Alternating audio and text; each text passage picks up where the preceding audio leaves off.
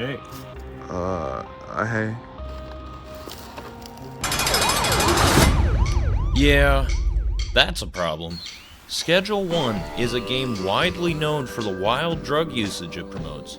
I'm going to create the first ever 100% legal dispensary inside of it. But there's a catch. Every single thing I do has to be legal in at least one US state. No stealing. Look at this dude. No violence.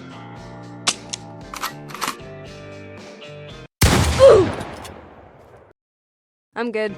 No breaking curfew.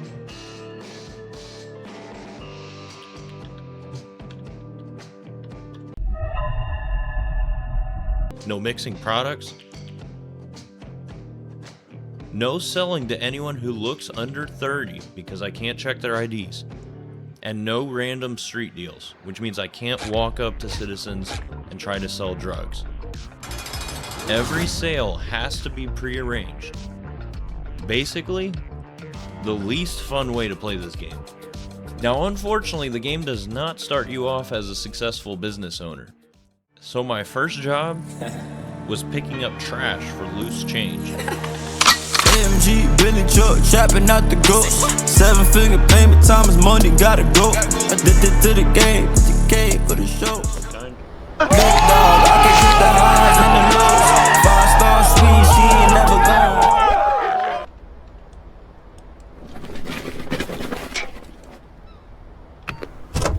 Yeah, so for that much cash, we got $15.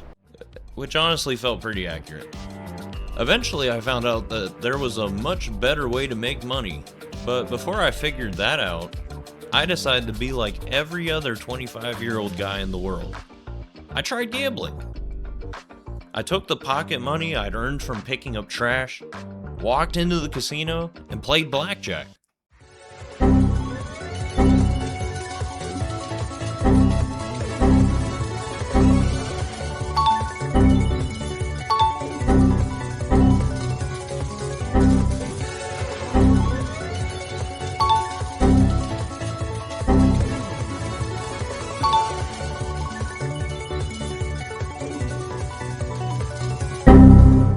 Yeah, so that was a mistake. That was actually a big mistake.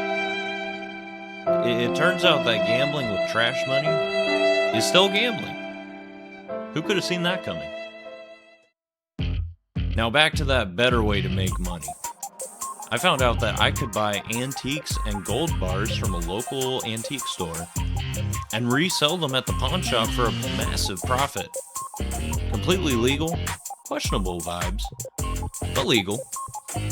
That quickly became my main source of income, and how I finally started saving up for something much bigger. See, in order to be fully legal, I needed to buy a warehouse, somewhere to officially have the business. The problem is the warehouse for my dispensary cost $50,000, and I can only transfer $10,000 a week of that into my bank account. So even after earning the cash, I had to wait a lot.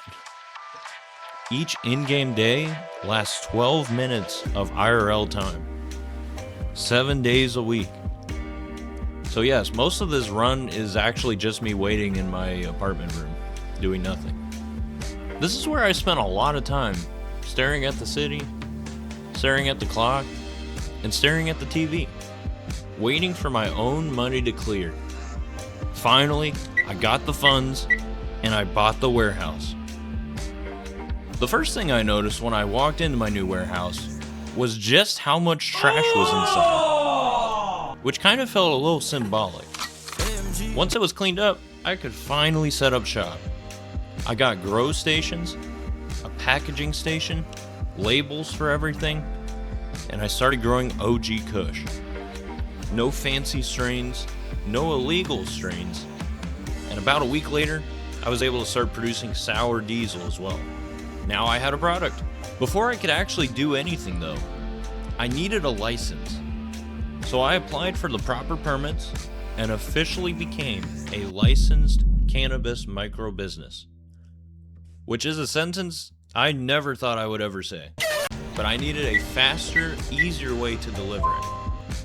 So I bought a work van for work purposes.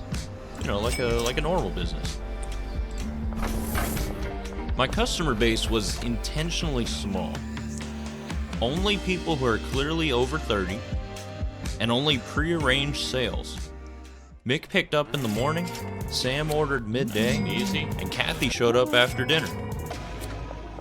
And yes, the pawn shop owner that let me start the business by me ripping him off eventually became one of my best customers. Not every sale went through. If I couldn't verify their age, I walked away.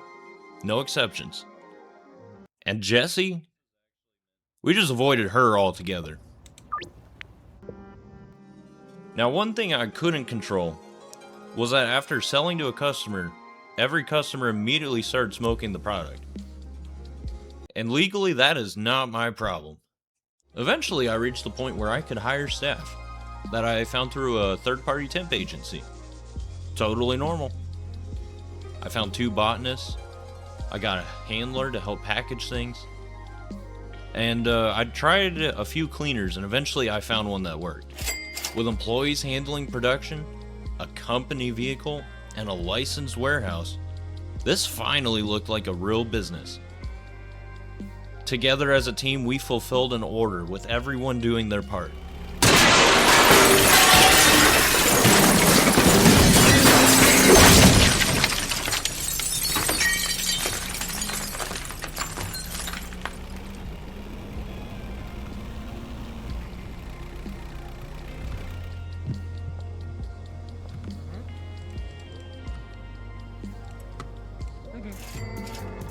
By the end of all this, I had a legal dispensary.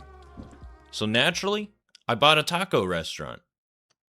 Not to launder money, not for anything sketchy, just as a victory lap.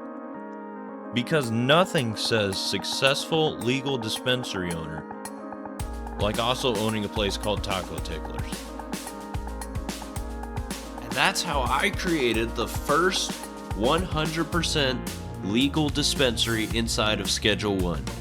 It took patience, planning, and a little humor. But in the end, everything was completely legal and everything was mine.